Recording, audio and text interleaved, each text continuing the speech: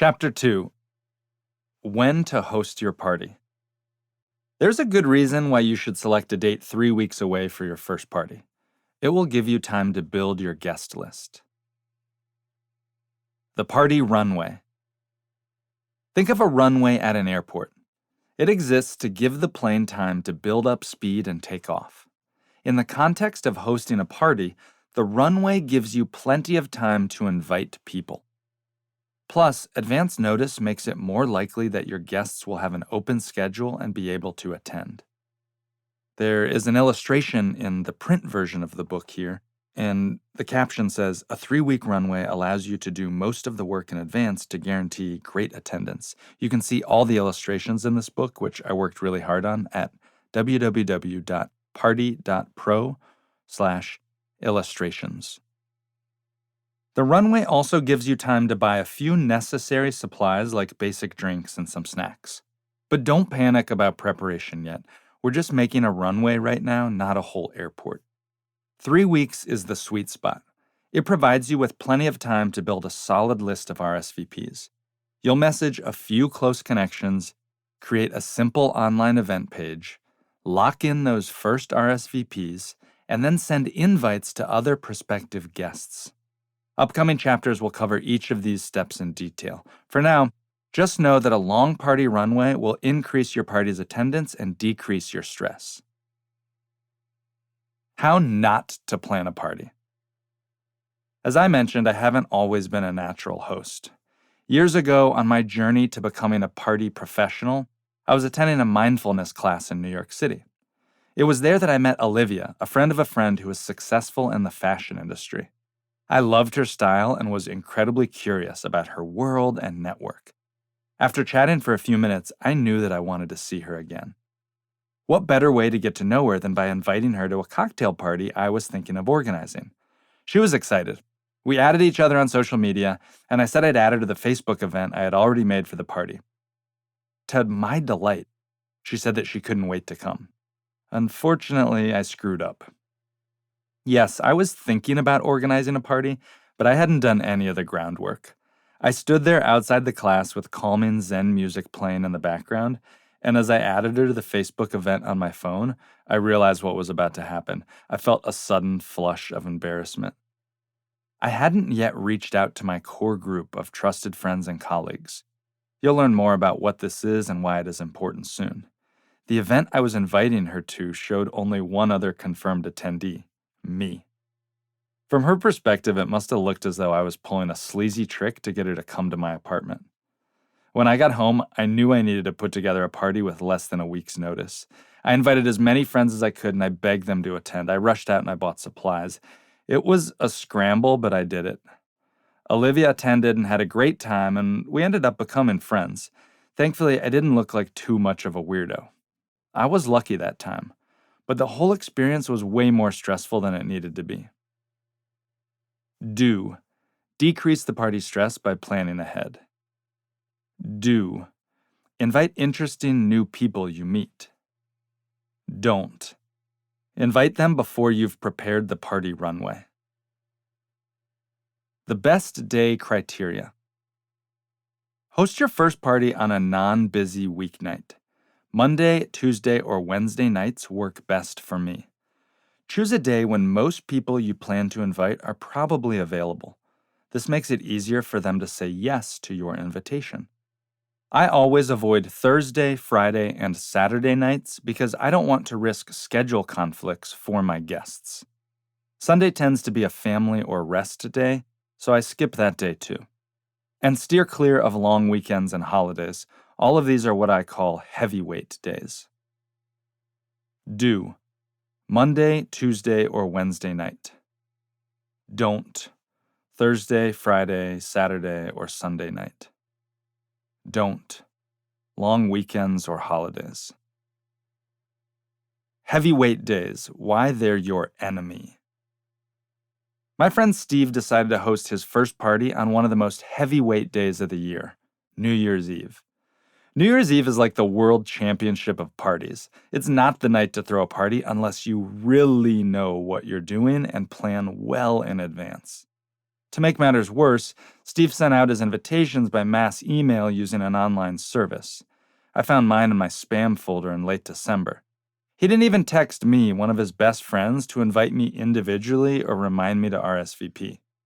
When I called him, it was clear he was stressed. He'd invested a lot of time and money into his planning and was worried about whether people were going to show up. His hosting confidence was shaken before the event even happened. Ding! Party pro tip. Don't try to compete with busy social calendars. Host your party when people are less likely to have plans. Steve managed to pull it off, but the party didn't live up to its potential. There were fewer guests than he'd hoped for, and he'd spent too much time and money renting a space and getting decorations. You don't want this to happen to you, so don't pick a heavyweight day for your first party. There's an illustration here that has a sign over Monday, Tuesday, Wednesday that says, "Good." The caption says, "Avoid schedule conflicts for your guests. Host your party on a less busy day." Ask the party professional. Question: should parties always take place on weekdays and at night? Answer: I've found these days and times are easier to organize for a 2-hour event. People's schedules tend to be more flexible during the week and after work. But these recommendations aren't set in stone. What worked in my research in a big city may not work for you. Those with kids or who live in smaller towns might prefer to gather on weekends. Plan an event you feel comfortable hosting and be thoughtful if departing from my formula, especially for your first few parties. Drinks only, no dinner parties. Do not position this as a dinner party. Dinner parties are too hard for new hosts to manage. They take a lot of work. You must finely curate the guest list, order lots of supplies, cook the food, lead the entire conversation, and entertain longer. Ding! Party pro tip. Serve drinks and snacks only. Make your first party a success by keeping it simple.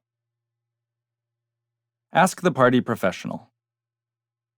Question: can I use the formula in this book for a party I've already scheduled next week, like a sports event, birthday party, or work function? Answer: I don't recommend it, and here's why. Your guests didn't sign up for a structured cocktail party. They RSVP'd to watch football or whatever you invited them to do. If you greet them with nachos and name tags, they're going to be confused and might not be willing participants. The best way to learn this formula is by planning a party specifically for the purpose of practicing what's in the book. But if you're listening to this to help you upgrade a party only a few days away, you can still do several key things to make your gatherings better.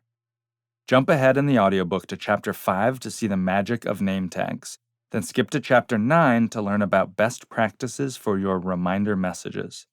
I've posted more thoughts about how to improve an upcoming party at www.party.pro/tips, TIPS.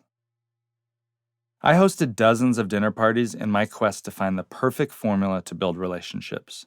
But I stopped doing them when I realized that cocktail parties are so much easier to master. Cocktail parties will give you the same or even better relationship-building results than dinner parties because you can do them more often and you can invite more people. The impact is the same and the conversations are often livelier. Keep it simple and don't do dinner. What time works best? Start at 7 p.m. and end at 9 p.m. An event that starts at 7 p.m. gives people time to finish their workday and come straight to your party or eat dinner before arriving. They also go home early, so you can do it on a weekday without feeling guilty. While 7 to 9 p.m. works best for me, I know a few hosts who throw parties from 8 to 10 o'clock or even 6:30 to 8:30. After your first party, you can experiment to find the time block that works best for you and your community. If you want to have a bit of fun with the start and end time, you can pick a random minute around 7 p.m. and 9 o'clock p.m. Saul Orwell, the co-founder of the scientific research database Examine.com, started hosting parties because he wanted to commiserate with his fellow entrepreneurs in Toronto. He always uses quirky start and end times like 6:57 p.m. to 9:02 p.m. It sets his parties apart from boring networking events. And I have a hunch the novelty might encourage people to show up on time. Party People in Action, Nagina, Sethi, Abdulla. founder of masalabadi.com in Jersey City, New Jersey. This is an interview with her. Nick, why did you decide to start hosting parties? Nagina, I wanted to feel like my town was home and that my kids and I could enjoy our time and have a community to learn from and spend time with. I moved here when they were in preschool. With my work and entrepreneurship-focused lifestyle, I had not made time to meet new people and make friends. Nick, what have you gained by hosting parties? Nagina, I created so many new connections. When I go out in town to the store, a restaurant, or a school event, it's much more common that I see someone I know. I also gained confidence that I'm adding value to my community. Nick, what's the biggest challenge or fear you've faced hosting parties? Nagina, before my first party, I had a real fear about putting myself out there and hosting. There was so much possible rejection if people didn't come. What surprised me was that when I invited people personally like this book teaches, they got really excited to come. Even if they were busy or they said no, they appreciated my invitation. Provide clear start and finish times. 2 hours is the perfect length of time for a cocktail party. It's long enough for people to meet and talk, yet short enough to prevent the party from fizzling out. Keep your party concise in order to encourage guests to show up on time and not be fashionably late. Make your parties easier to say yes to, especially on a weekday. Reduce your stress by setting expectations for when guests should leave. The clear ending time tells guests that your party isn't an opportunity for a blowout or a crazy long night. Everyone needs to get up for work, family, or school the next day. You might worry about what to do at the end. If your guests want to hang out and continue socializing after your party is over, congratulations! That means you've done a great job creating connections. But that chatter and reluctance to leave doesn't mean you need to continue hosting. Recommend a nearby bar or restaurant that guests can go to, then finish the party at a time you stated in the invitation. You're free to join them at the next venue or tidy up your space and rest. You'll learn more about how to end your party gracefully and on a high note in Chapter 14. Chapter Checklist. Confirm your date. Ideally a Monday, Tuesday, or Wednesday evening 3 weeks out. Set your 2-hour time block. I suggest 7 o'clock p.m. to 9 o'clock p.m. Don't invite anyone just yet. You'll learn who to invite and exactly how to invite them in Chapter 4.